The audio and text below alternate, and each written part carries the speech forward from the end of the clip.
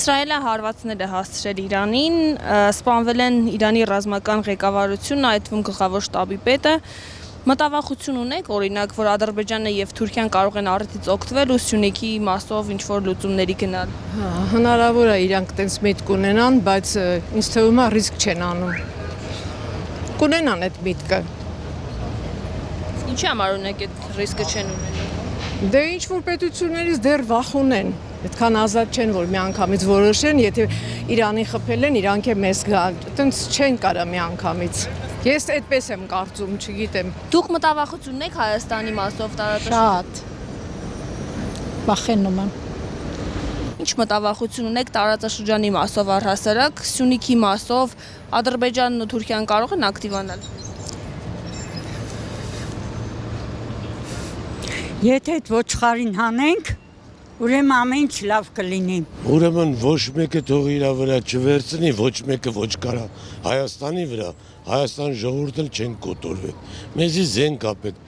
Տո Թուրքիա տել, Էրդողանը տել, Ալիևը տել։ Իսրայելը աշկ ու վաշ չունի Ադրբեջանին նայի։ Ինչի մասին է խոսքը։ Երկրի խաղաղություն եմ ցանկանում։ Եթե գայետորը մենք պատրաստ ենք։ Չկա այտենց մի հատ ազգ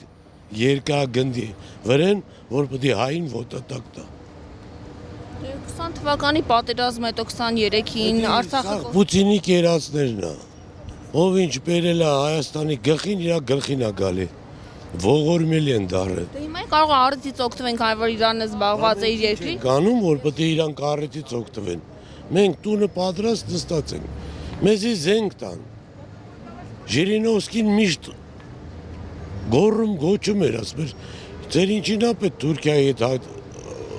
կրվեք, զենք է տվեք հայերին կաշվեք կրախ, ինք իր հողերն էլ հետ կբերի, ինքը Թուրքիային էլ տեղ է կդնի,